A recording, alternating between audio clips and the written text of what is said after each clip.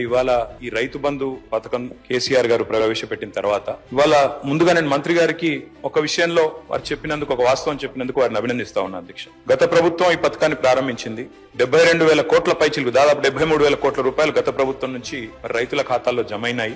అదే మాదిరిగా మరి మేము మా ప్రభుత్వం వచ్చిన తర్వాత ఒక దఫా మాత్రమే డబ్బులు ఇచ్చాము, 7,600 కోట్లు 2 పంటలకు గాను ఒకసారి ఇచ్చాము, వానాకాలం ఇవ్వలేదు అని చెబుతూ ఎట్లా మొత్తం 80,000 కోట్లు ఎట్లా ఇచ్చామని చెప్పారు. అందులోనే గౌరవ మంత్రి గారు ఒక మాట ఇక్కడ చెప్పారు అధ్యక్ష, ఏదో దుర్వినియోగం జరిగిపోయింది, 21,283 కోట్ల దుర్వినియోగం జరిగింది అన్నట్టుగా వారు ఒక ఖాతా ఇచ్చారు. దయచేసి మంత్రి గారు నేను కోరుతా ఉన్నా, మీరిచ్చిన 2వ పేజీ దయచేసి ఒకసారి చూడండి. అందులో మీరిచ్చిన దానిలోనే ఏం రాశారు అధ్యక్ష?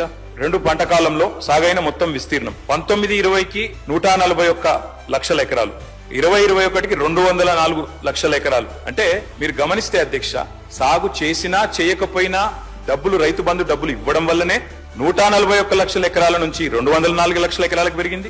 ఆ తర్వాత 212 లక్షల ఎకరాలకు పెరిగింది. ఆ తర్వాత మళ్ళీ 206, అంటే 2,06 లక్షల ఎకరాల పెరగడానికి కారణం గౌరవ మంత్రి గారు, మేము విస్తీర్ణం, సాగు విస్తీర్ణం పెరగాలన్న ఉద్దేశంతో ఇచ్చినాం కాబట్టే విస్తీర్ణం పెరిగింది అన్నమాట దయచేసి మీరిచ్చిన లెక్కల్లోనే ఉన్నది. ఎన్నికల కోడ్ వచ్చింది కాబట్టి ఆనాడు రైతు బంధు మా ప్రభుత్వంలో ఉన్నప్పటికీ 11 సీజన్లు ఇచ్చినాం అధ్యక్ష. 12వ సీజన్ ఇవ్వకపోతే ఎలక్షన్ కోడ్ వచ్చింది, ఆగింది. మరి మీరేమన్నారు అధ్యక్ష? డిసెంబర్ 3కు ముందు తీసుకుంటే 5,000, డిసెంబర్ 3 తర్వాత తీసుకుంటే 7,500. ఇప్పుడు మీరు చెక్కిన లెక్క ప్రకారం ఇచ్చినారా అధ్యక్ష?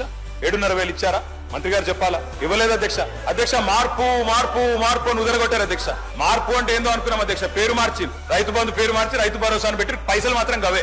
5,000 7,500 అయితే అనుకున్న రైతులు 7,500 మాత్రం కాలే. అందుకే నేను అంటా ఉన్నా అధ్యక్ష, ఈ ప్రభుత్వం ఒక్కొక్క రైతుకు బాకీ పడ్డది. ఒక్కొక్క రైతుకు మీరు పడ్డ బాకీ ఈ రోజు వరకు, పోయిన యాసంగికి మీరు రైతు భరోసా అన్నారు, పేరు మార్చారు, కానీ 2,500 రూపాయలు అదనంగా మీరు ఎకరానికి ఇవ్వలేదు.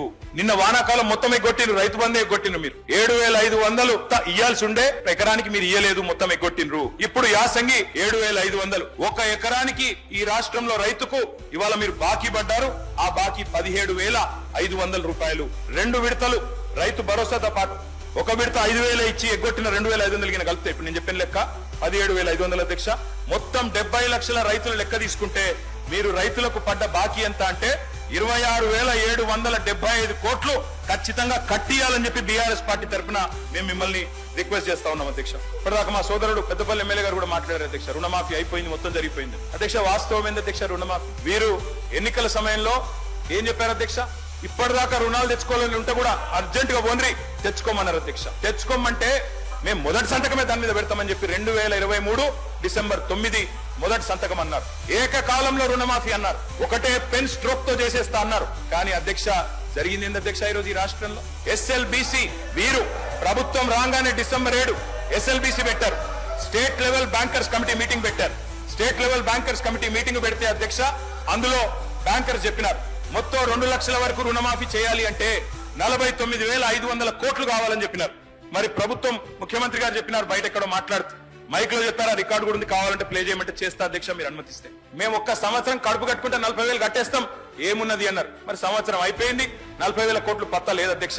మరి కడుపు కట్టుకున్నారా, కట్టుకోలేదా, ఇంకేం చేసిండ్రో మాకు తెలియదు అధ్యక్ష, వారు చెప్పాలి. రైతులు, తెలంగాణ రైతులు మనందరం గర్వపడే విధంగా వారు కూడా వ్యవసాయం చేసినారు. 2013-14లో మొత్తం బియ్యం ఉత్పత్తి రాష్ట్రం నుంచి 57 లక్షల టన్నులు, అది 23-24 నాటికి 1,68 లక్షల టన్నులకు పెరిగింది అధ్యక్ష. మొత్తం ఉమ్మడి రాష్ట్రంలో ఆనాడు ఉమ్మడి ఆంధ్రప్రదేశ్ లో 2013-14 ఏపీ తెలంగాణ 2 కలిపి కూడా FCIకి మొత్తం జోకిన ధాన్యం 81 లక్షల టన్నుల అధ్యక్ష.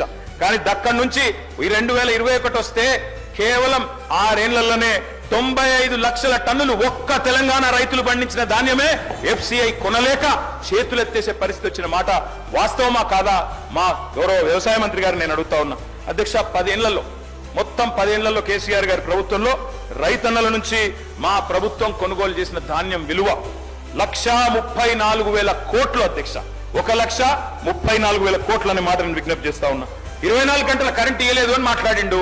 ఇదే హౌస్ లో మీ డిప్యూటీ సీఎం గారు ప్రవేశపెట్టిన శ్వేతపత్రంలో నుంచే కోట్ చేస్తున్నా. మీ డిప్యూటీ సీఎం గారే చెప్పిండ్రు, కేసీఆర్ గవర్నమెంట్ లో అత్యధికంగా యావరేజ్ గా 19.2 గంటల కరెంటు, 24 గంటల కరెంటులో యావరేజ్ 19 అవర్స్ ఇచ్చినామని చెప్పి మీ డిప్యూటీ సీఎం చెప్పిండ్రు. కాదంటే మీరు పోయి మీ డిప్యూటీ సీఎం తో పంచాయతీ పెట్టుకోండి, ఆయన అటు ఎందుకు చెప్పినా అడుక్కోండి. ఇంకొక మాట, లాగ్ బుక్లు అన్నారు అధ్యక్ష. మేము అంటున్నా అధ్యక్ష, ఇవాళ కాంగ్రెస్ ప్రభుత్వం ప్రకటనలు గుప్పిస్తున్నది, ఎక్కడ చూసినా ఇవాళ మొత్తం కాంగ్రెస్ ప్రకటనలే కనబడుతున్నాయి. అందులో ఏం చెప్తున్నారు అధ్యక్ష? 24 గంటలకు కరెంటు. నేను వెంకటరెడ్డి గారిని అడుగుతున్నా, ఈడికెళ్ళి మీ సభ వాయిదా వేయండి అధ్యక్ష, బస్సులు అందరం పోదాం, నల్గొండ జిల్లాకే పోదాం.